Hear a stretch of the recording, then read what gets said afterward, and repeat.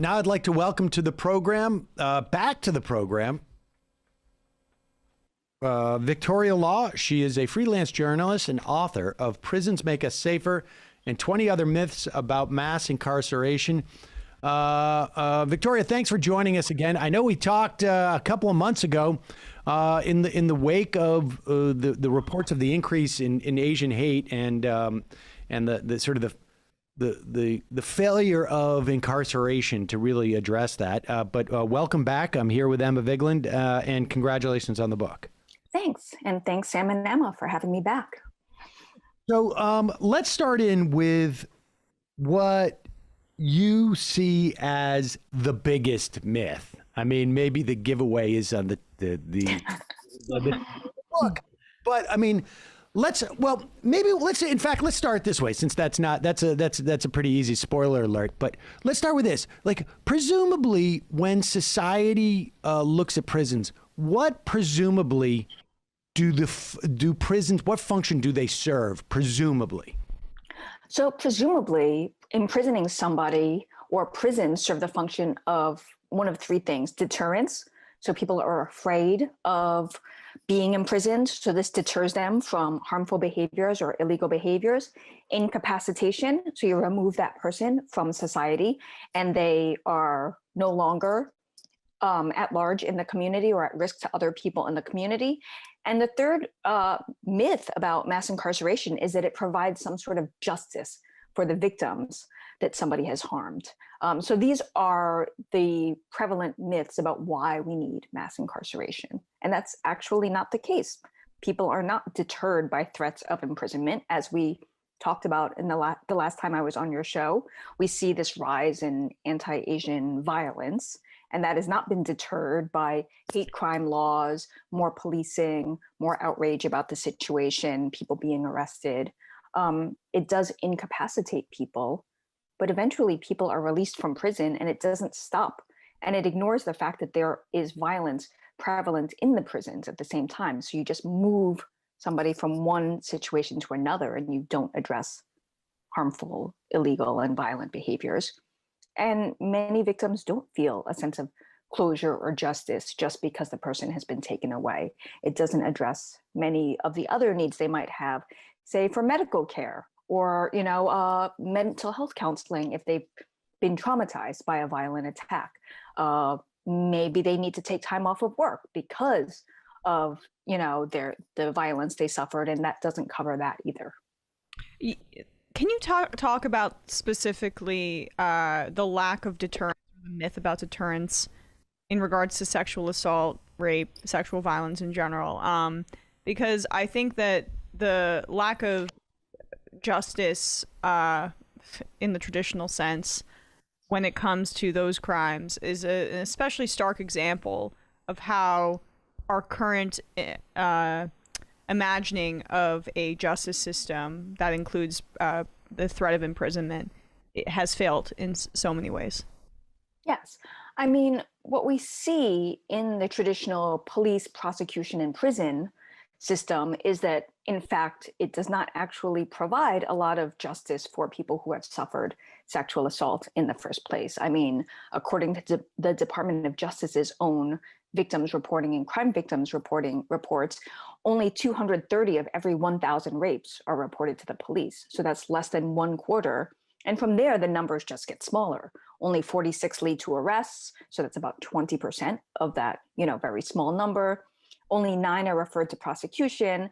And of those, only 5 result in a conviction. So that is a startlingly small statistic. And people are not deterred from sexually assaulting people because A, they know that it is not an act or a crime that is taken seriously. In many instances, we live in a society where again and again and again, men are taught that women's bodies or women's nose are not to be taken seriously, like they have access to this. We live in a society that sexualizes girls and young women from a very young age. And again, there is not this idea that people are deterred by the threat of prison, because the threat of prison, if it is on somebody's horizon, is how can I do this thing and avoid going to prison, not I should not do this harmful action because I will go to prison at some point. And I mean, how do we assess that? Just I guess the premise, the top line of your book. Like, I mean, how do we say that prisons don't make us safer?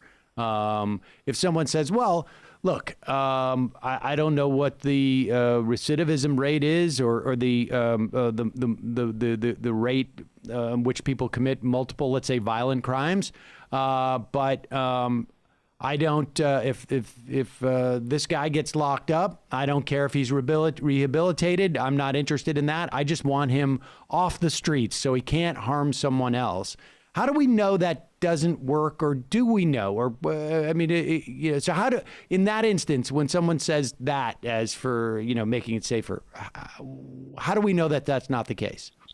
Well, what we see again and again is that people who go to prison don't come out, quote unquote, rehabilitated. And the majority of people in prison do come out. They return back to the same communities that are often under-resourced and have a lack of opportunities for people to actually do meaningful things in their lives, or be able to get help for any underlying mental health or anger management or whatever, things that drove them to do this harmful behavior in the first place.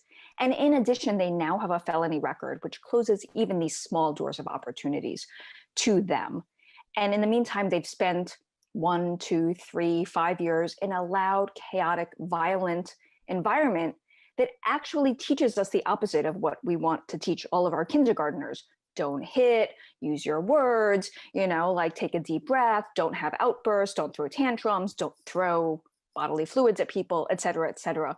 And instead, they're put in this environment where all of that is topsy-turvy, and you are taught that you have to, that you have to fight, you have to be aggressive, you have to not seem like you are weak. And these are not things that we actually want in our society. We don't want a bunch of people running around trying to be the biggest bully, but that's what prison conditions people to do.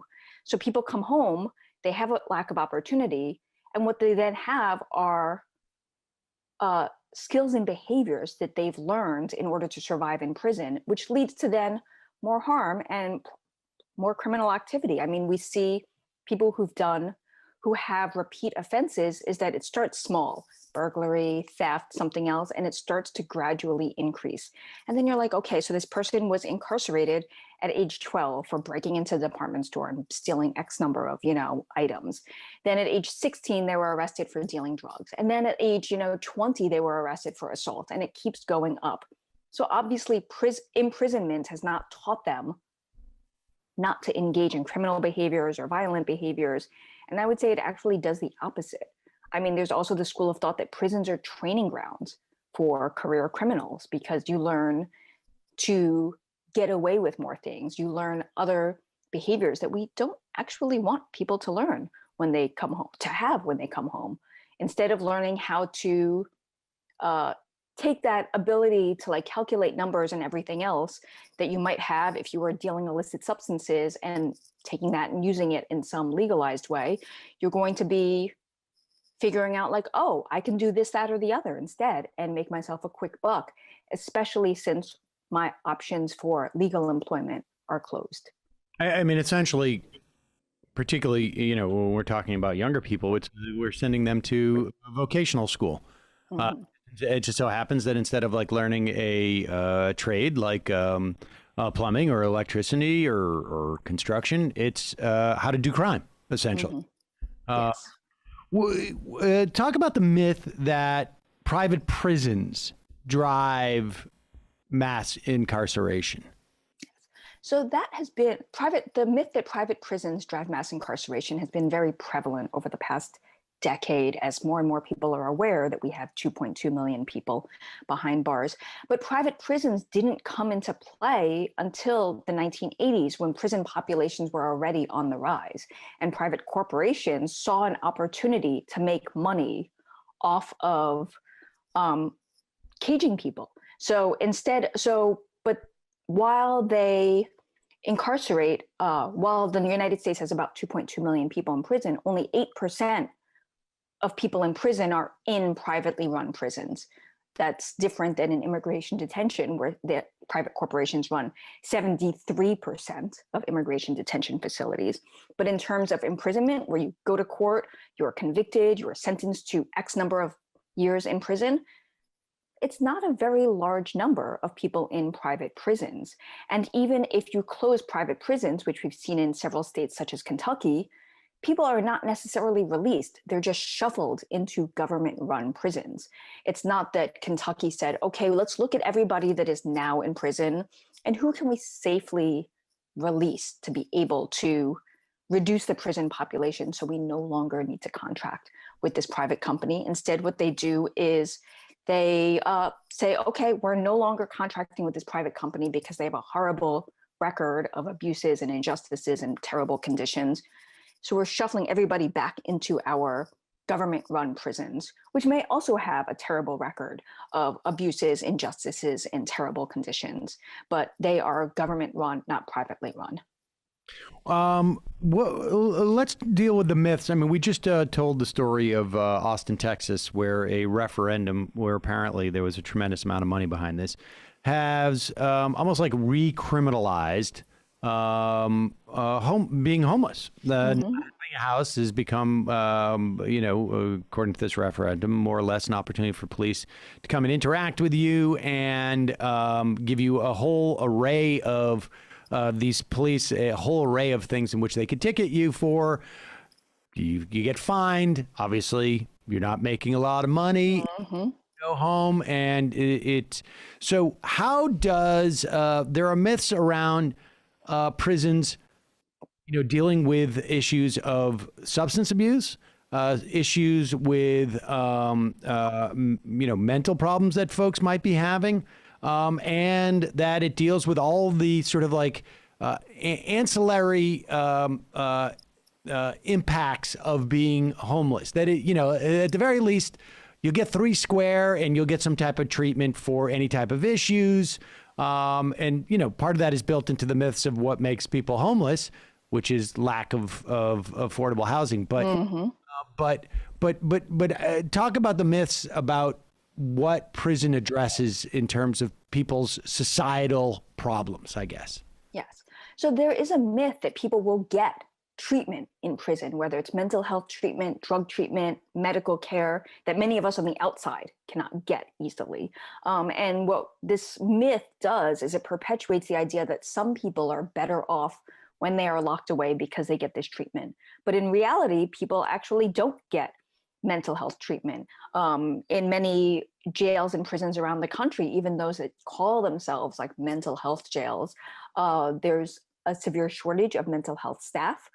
People are told that they should be medicated. So when people go and they say, I'm suffering from X, Y, and Z, the answer is to medicate them. Many people don't want to take medication because it makes them feel slow. They don't like the side effects. They don't feel like it helps. But there's not a deeper trying to grapple with what is happening with this person that is causing these things. In many cases, too, people are unable to access mental health and medical care.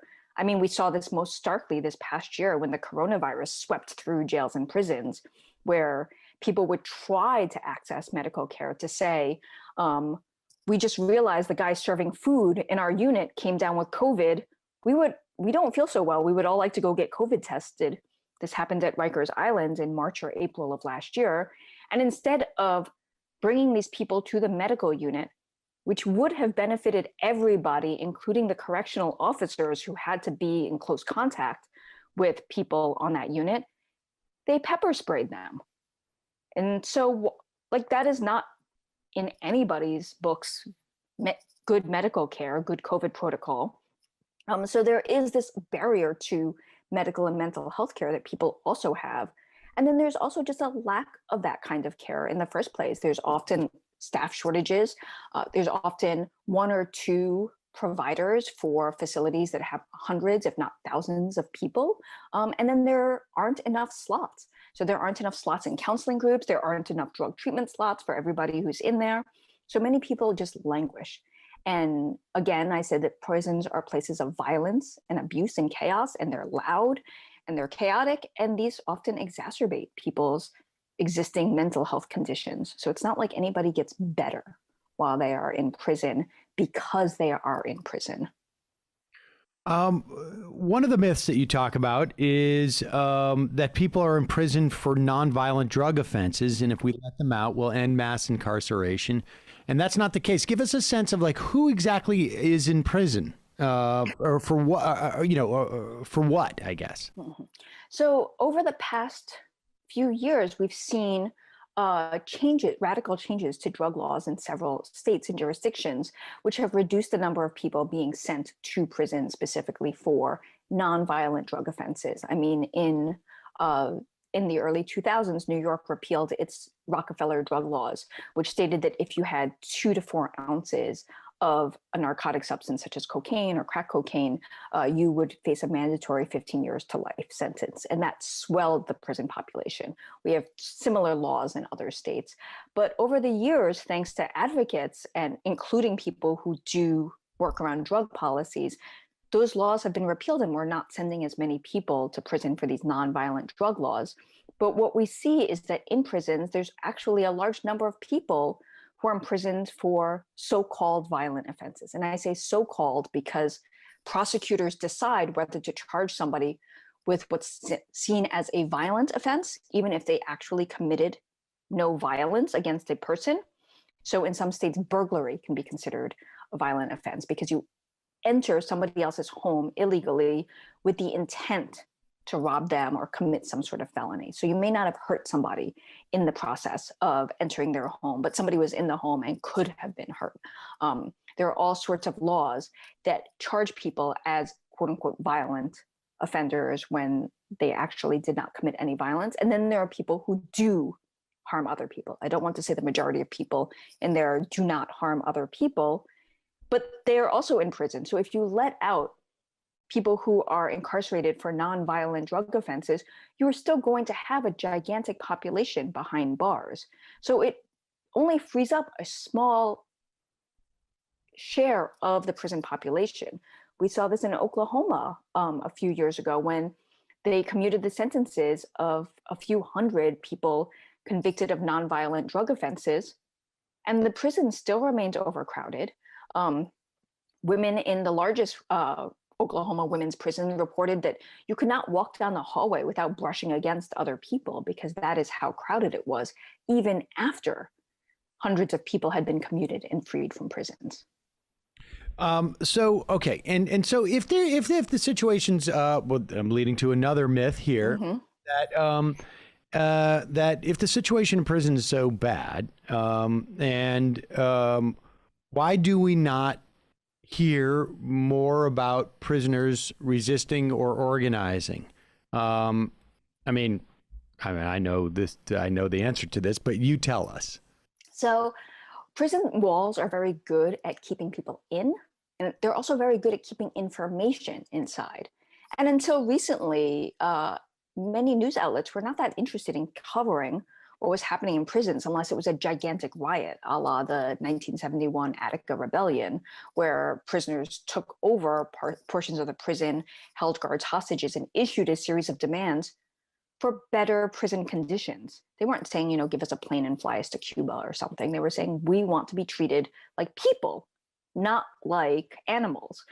And what we see again and again is that it's hard for people in prison to get information out. News outlets aren't very interested in covering it. That's been changing more and more in recent years. But then also some of this resistance is not necessarily headline breaking or, considered newsworthy. So groups of women sitting in the law library helping each other with paperwork around family court to make sure that their children are not, other women's children are not taken from them permanently is not considered a very sexy news story, but it is a form of resistance that happens. What we see instead is that, we see headlines about mass hunger strikes that happen very infrequently, and sometimes people aren't able to get that kind of news out in the first place. So in California in 2011 and 2013, people in the men's Pelican Bay State Prison who were locked into isolation units for 23 and a half to 24 hours a day indefinitely, with no end to their solitary confinement in sight, launched a mass hunger strike. So the first one was for 3 weeks. The second one followed a few months later. It was also for 3 weeks. The third one in 2013 lasted for 3 months and swept across California, so that men and women in other state prisons, even those not in solitary confinement, took place. And that grabbed headlines because it was a mass hunger strike. But 10 people engaging in a hunger strike in a prison in Alabama may not get that same reaction from media, because by the time anybody finds out about this hunger strike, often it's over, or it's hard to get more information about what is happening because people have been sequestered away from phones or anybody who can get this information out. And at the same time, again, especially today in this chaotic news cycle, it's hard to get attention to these kinds of issues. And then there's also, again, this idea that people who are in prison are the worst of the worst, or we should not care about what their conditions are, because if you do the crime, you should do the time. And why are you complaining that you're not being fed adequately, or you're being locked in a cell the size of a small bathroom for 23 hours a day?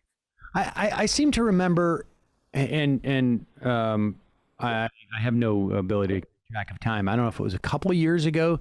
There was a strike in I think it was in Alabama. I think Yes. and they were attempting to coordinate with other prisons, Mm-hmm. and it was from the outside, from someone who was actually actively looking for information. It was very, very hard to find information. Never mind, I imagine, for them to try and coordinate these things.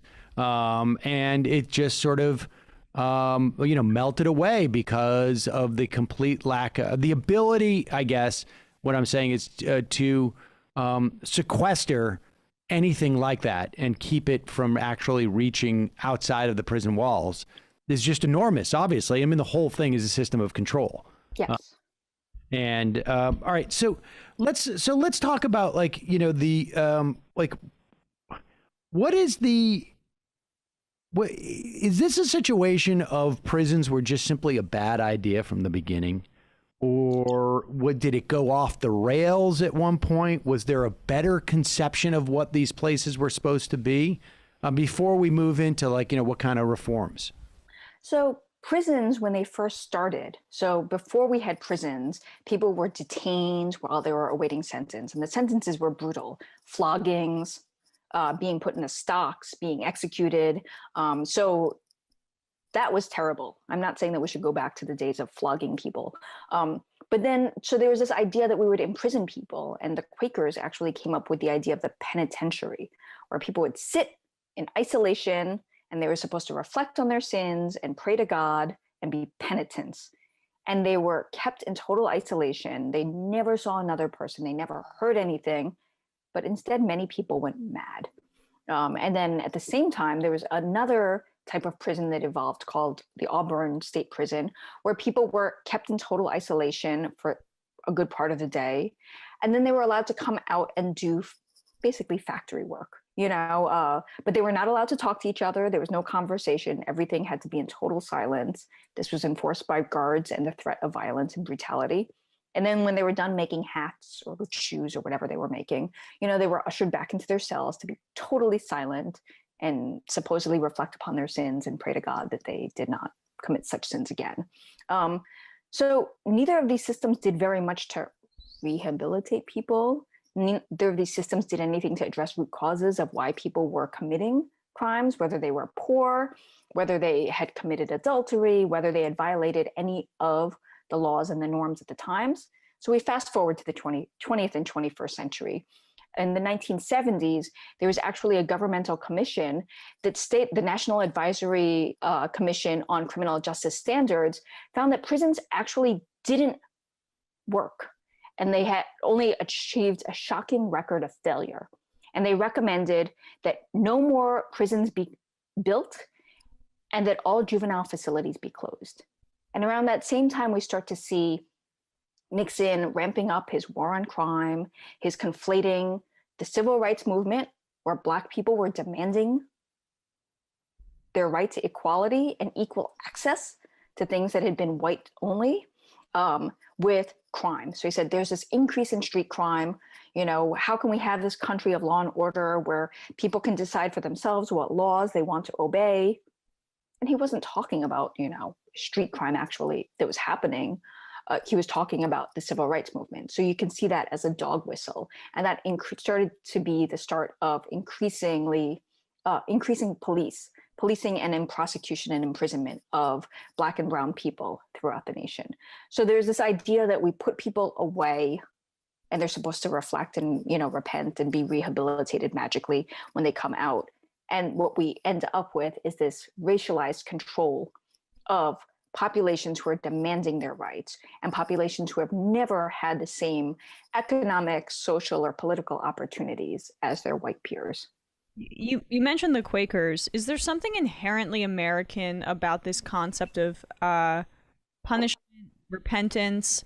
I mean, there's obviously a religious element to the underpinning too, and of course the racial element. But I think about more secular countries like Norway or wherever, their concept of prison is a lot different. So can you expand upon that a bit?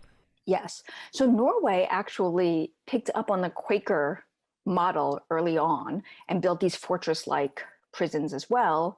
And then sometime in the 20th century jettisoned that for what we now call like the Norway model, which is some of their prisons, not all of them, are these more open prisons, which are run more like, I don't know, really nice college campuses, where people have, like rooms to themselves, they have educational opportunities, they have vocational opportunities, they can see their families.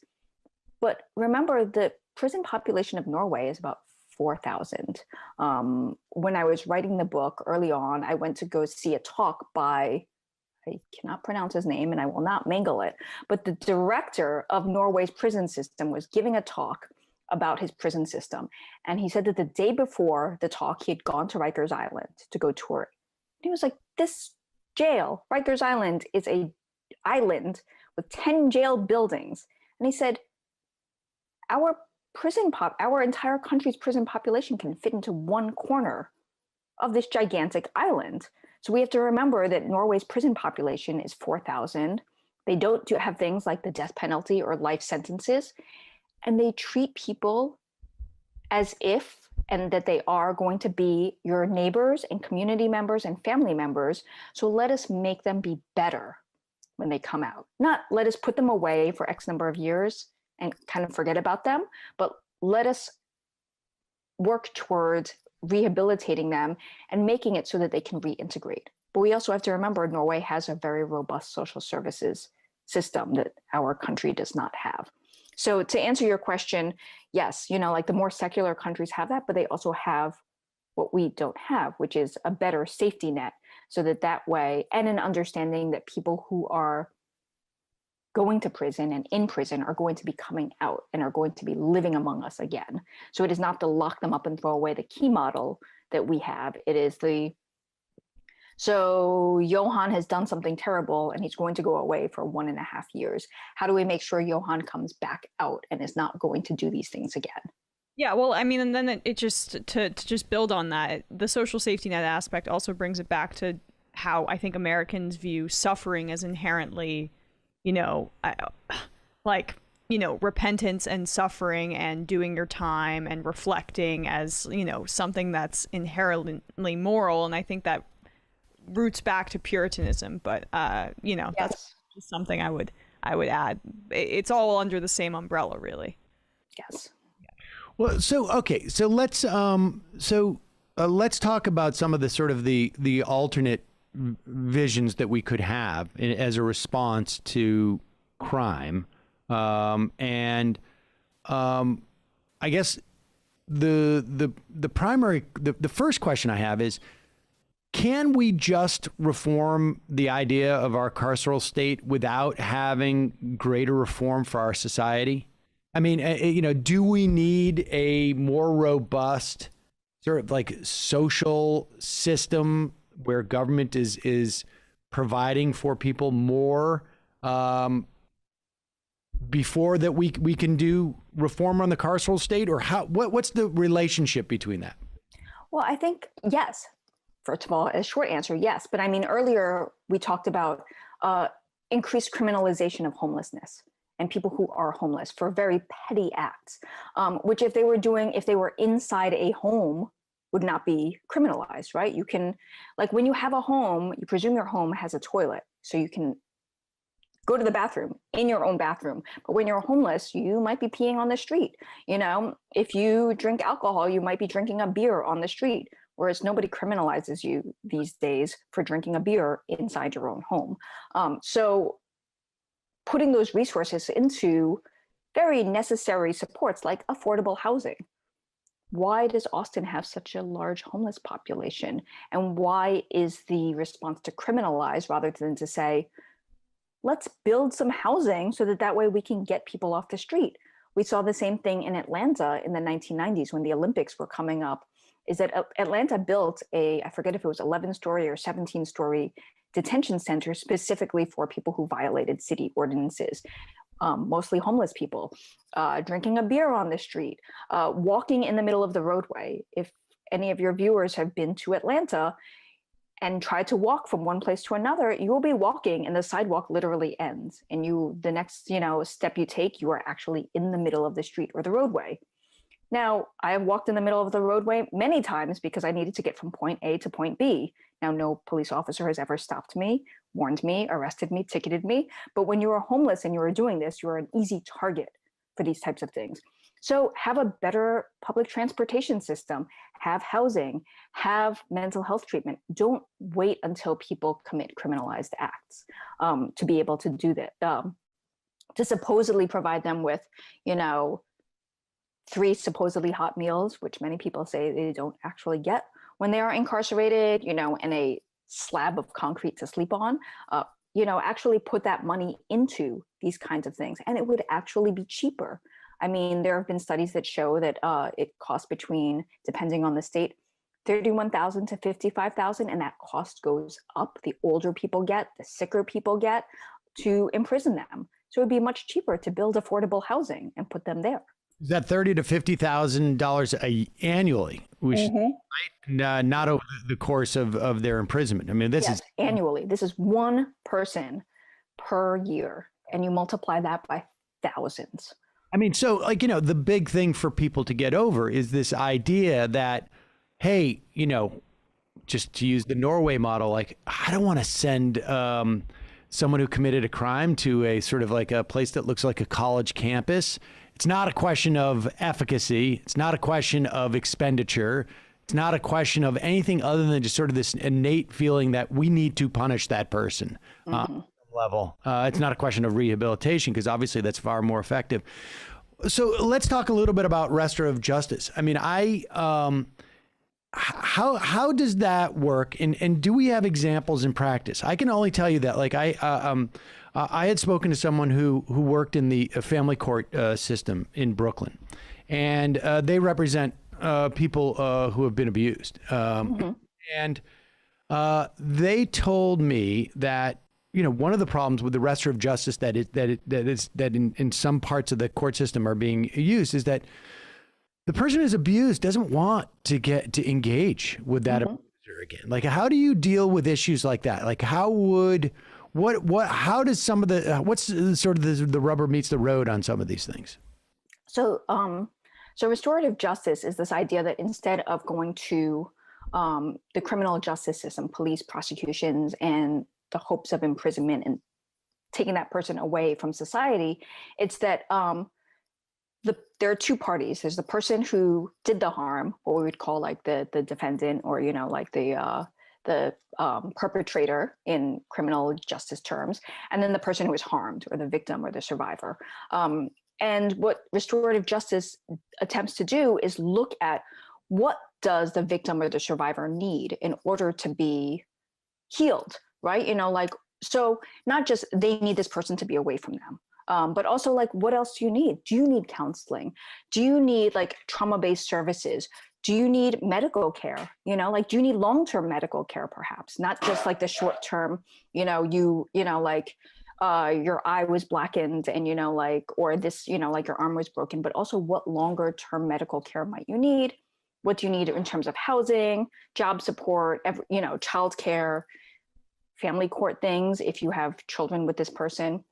And then what does this person need to take responsibility for their actions and try to make amends?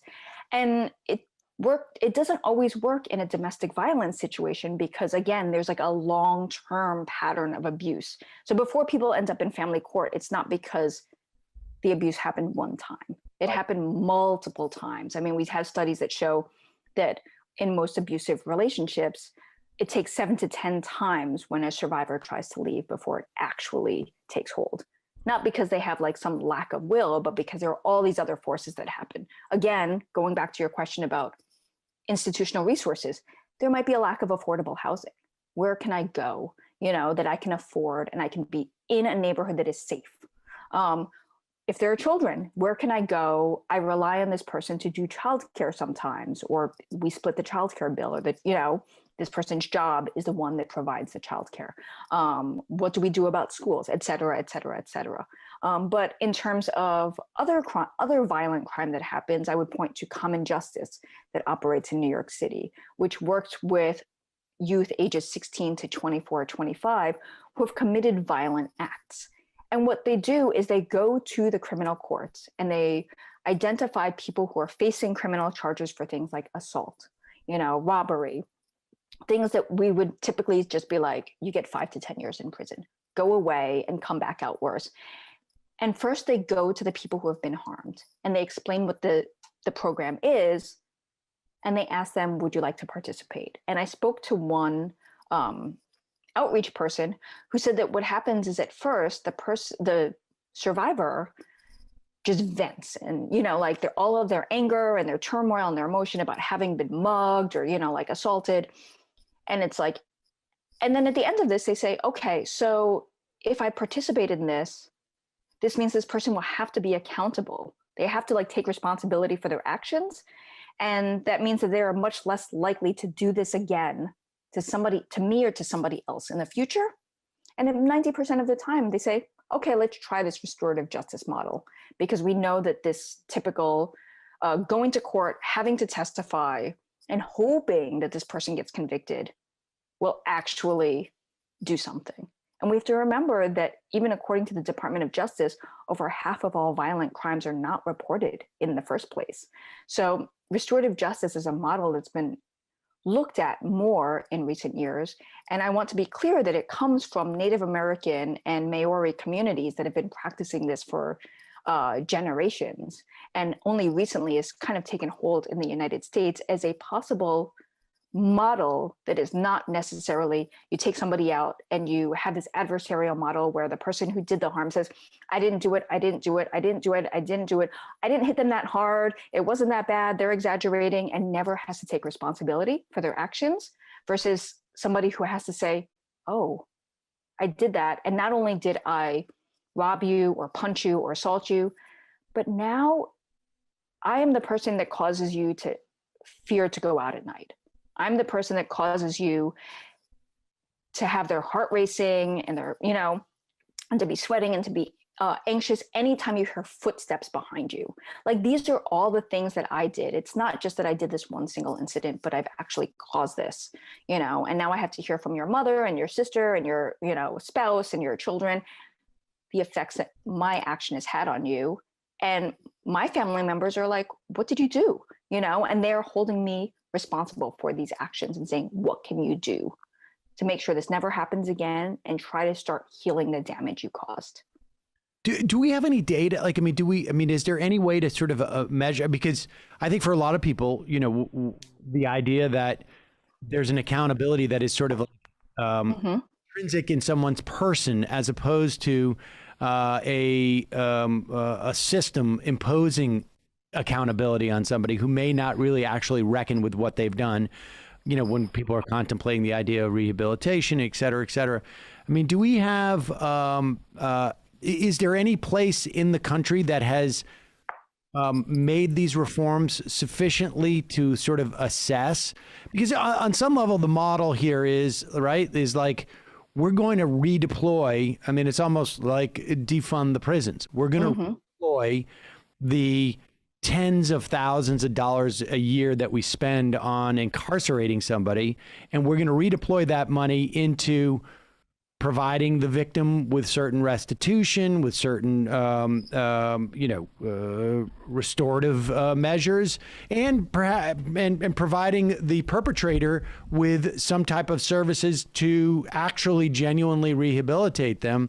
Is there a pilot program somewhere, or I mean, has this been attempted in a way that we could actually look at some data?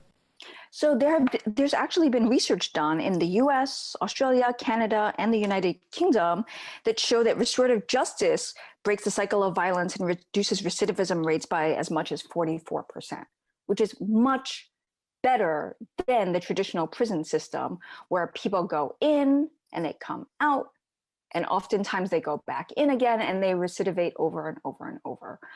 So the research shows that restorative justice, I think, because people are made to take more accountability. And I want to be clear, restorative justice practices are not as quick for either party as the traditional, prison system is.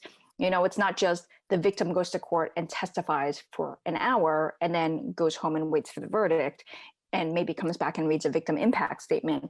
Is that they go through a whole process with a set of people who are also saying, what do you need? So it's not just that they're sitting in a circle telling their terrible story over and over, but there's, they're getting, what they need. They can say, like, I need help finding, a therapist who understands that I am Black and queer and the victim of violence. Every therapist I found does not understand, what this means for me. Whereas, and they might say, the restorative justice circle might say, okay, let's help you navigate that, versus the traditional legal system, which might be like, great, you need therapy, but we are not a social services model. So good luck with that. Victoria Law, the book is Prisons Make Us Safer and 20 Other Myths About Mass Incarceration. Thanks so much for your time today. I really appreciate it. Yes, thank you for having me on again and for covering these issues.